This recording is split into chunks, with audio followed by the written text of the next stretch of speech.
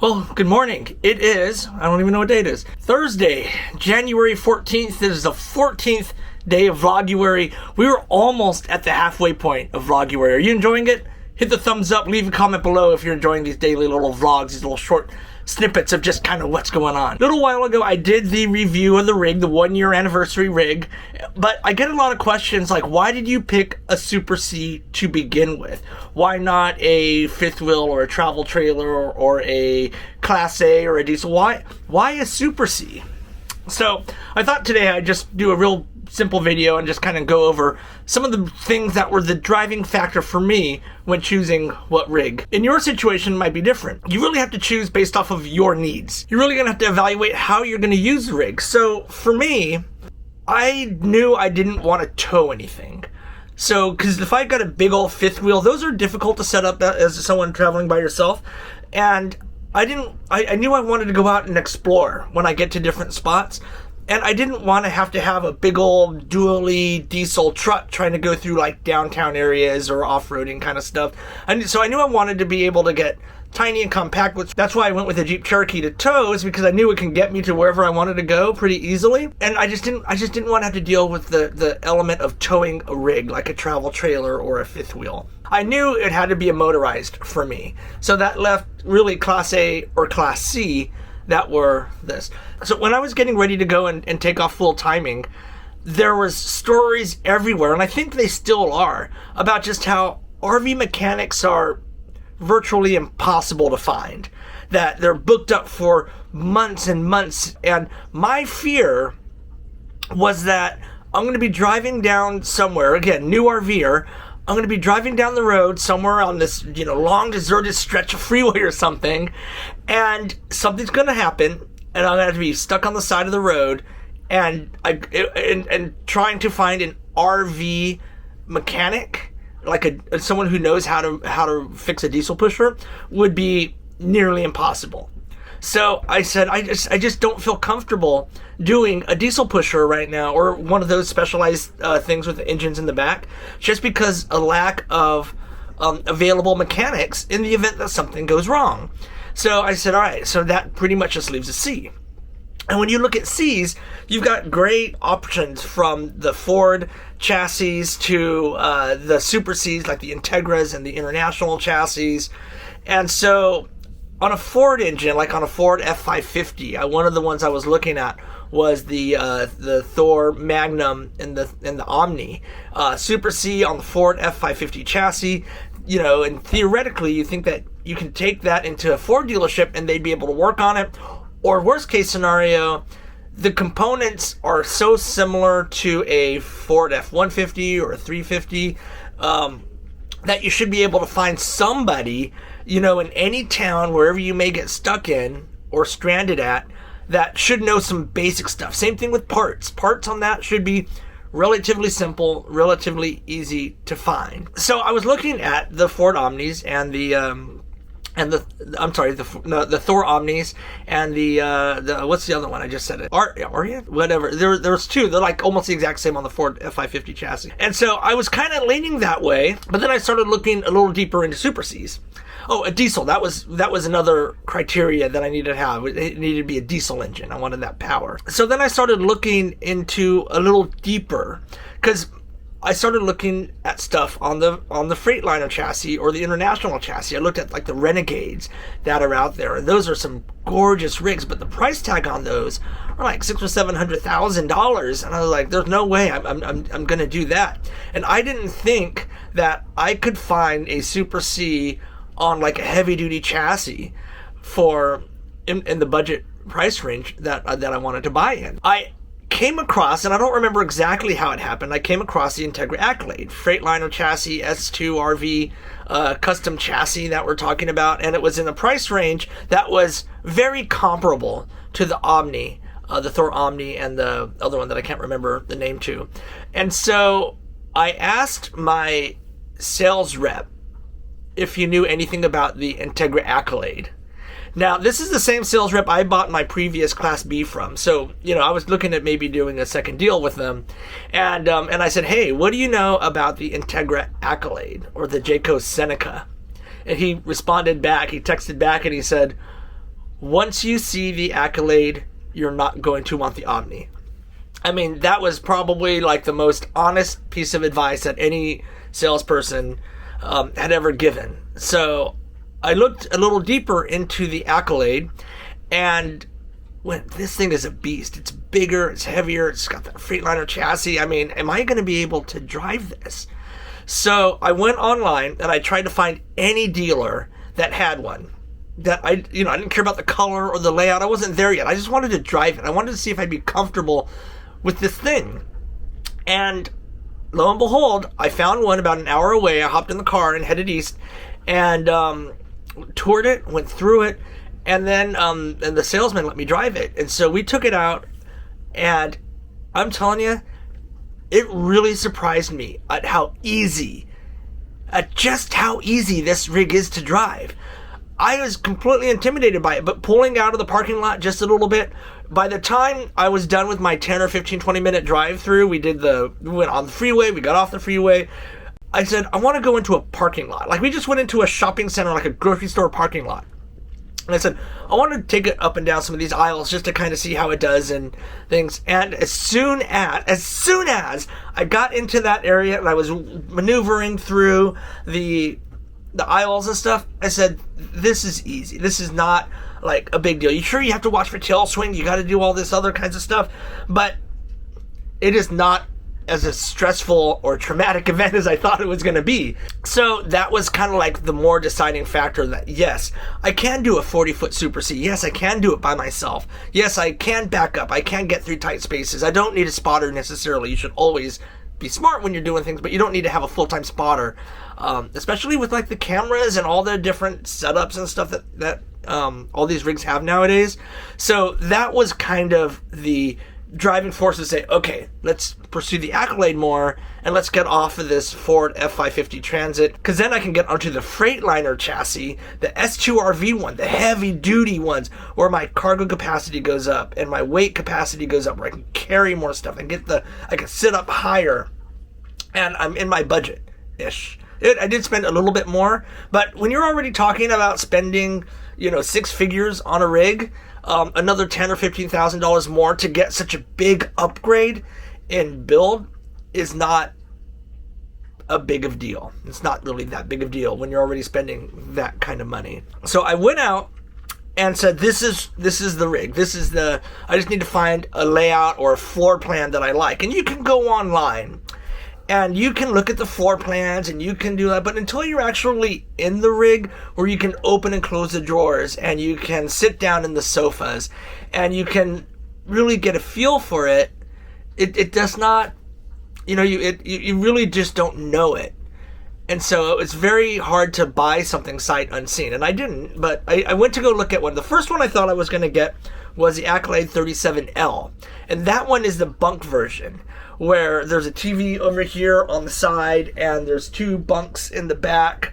And I wanted to do the bunks because, if friends or someone wants to come and travel with me, then they have their own place to sleep. And then the cats. I thought each bunk was really cool because each bunk had a window that looked out. So each cat can have a window that looked out. And each one had a TV in it too. And just for adding some more storage space or like whatever, I was like, this is a great setup. So I was looking at the 37L. And I found one, and I went to go look at it.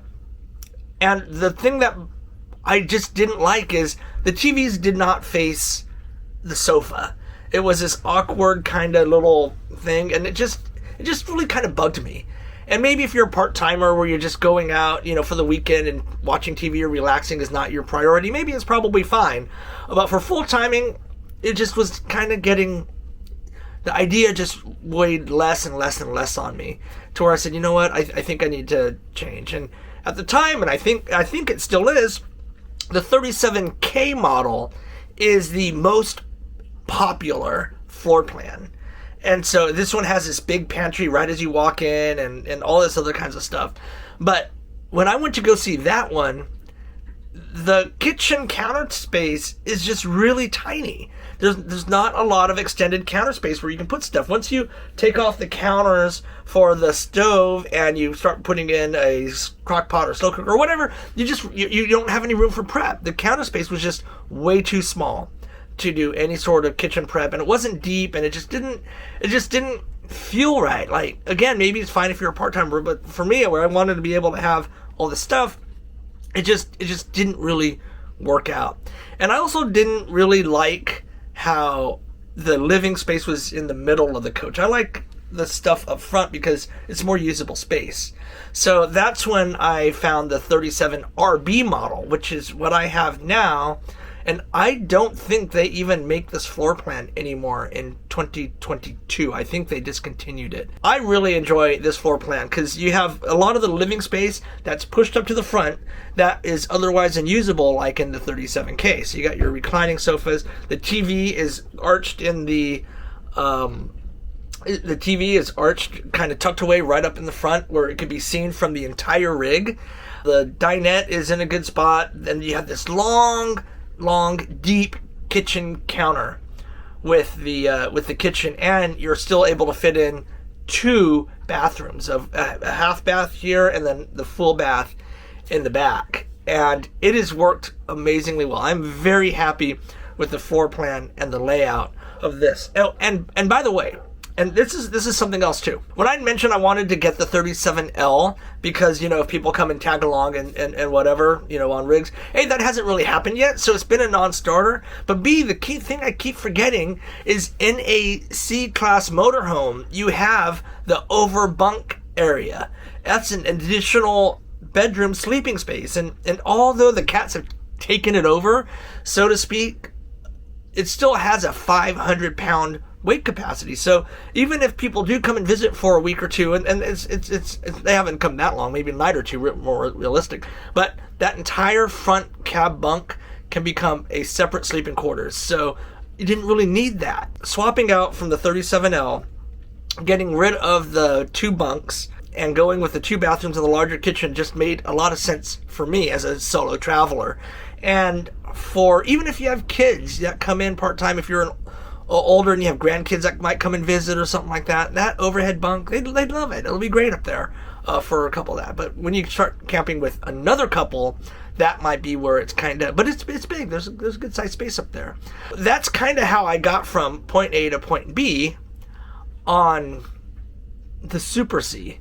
The other thing that I really like about the Super C chassis in this Freightliner is they have a deal with Petro truck stops and TA truck stops. So you can pull into any one of those spots and they'll have everything they need to be able to repair. So as you're driving down the road, if you can just get to a Petro or a TA truck stop, they have mechanics that are fully trained on everything in this engine, which is fantastic. And then even if you have an International chassis, I think International goes to Flying J and Pilot. I think those are the 2 that they work with over there. So there's always something here that's ready for you.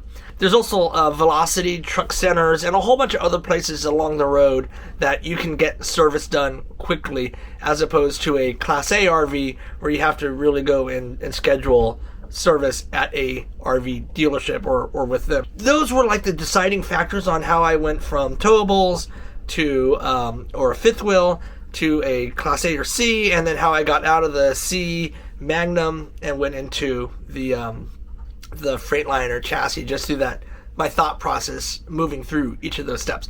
The other thing, there's some great C-Class RVs that could have met my needs, but when you're talking about like carrying capacity, I have a 31,000 pound capacity here, and I think I weighed in at 26,000 pounds, and that's fully loaded with full water and all my stuff. So I have plenty of room to grow on here, but a lot of those other, like the Ford F550 chassis, their cargo capacity is less. And even if you get into a 450, it becomes less and less and less. And so you really start at that point having to watch what you're putting in it and how much you're carrying, and I don't really have those issues with this. And so again, so far the rig has been great. This is why the Super C works for me. This is why I went that direction.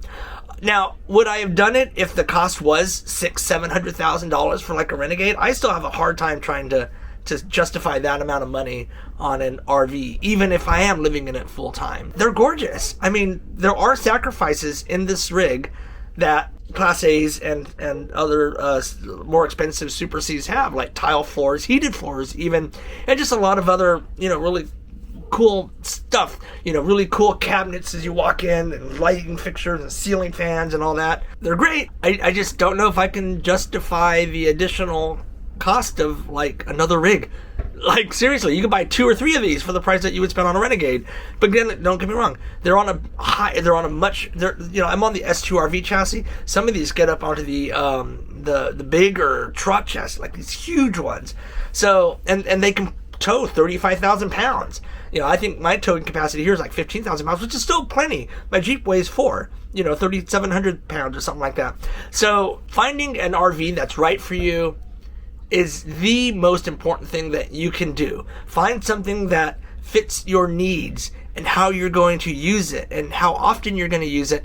Don't pick an RV based off what's stylish or trendy. Don't be afraid to go down a step to save yourself a little bit of money if you don't need to spend it all on these frivolous kinds of things. If you're okay with doing something, like I wanted to put my money where it's going to matter the most. That's why I went with this as opposed to the other one. It was more expensive than the other ones, but you get that step up is just huge, and the step up from this one is even bigger. And I was like, no, I'm not doing that. Whatever rig that you're trying to narrow down, make sure you kind of have that same funnel on what's important to you and what's not important, and how you're going to use it, and you'll be able to find your own path to get into a rig that will suit you. But for me, the Super C is fantastic.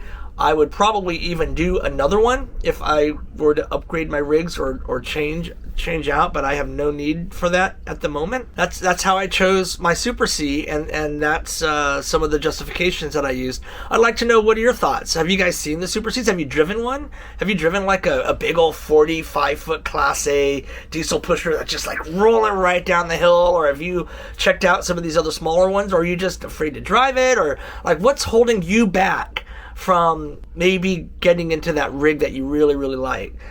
Drop your comments below. Be sure to like and subscribe to this channel. It really means a lot to me. We're growing fast. These daily vlogs are just a lot of fun for me. I hope you're enjoying watching them. And anything else you want to know, maybe we'll do a Q&A in one of these vlogs. Just drop your questions down below, and we'll start getting to those relatively quickly here, all right? So, in the meantime, thanks for watching. Be sure to like and subscribe to this video. Check out this video right here. This is all about yesterday's vlog and the Escapers Olympics. I'm still exhausted from that. That kicked my butt. Thank you so much for watching and supporting. I hope you're enjoying Vloguary. I think I've gotten more physical exercise in this year than I had all of last year. So I need to go make myself something deep fried. All right, see ya.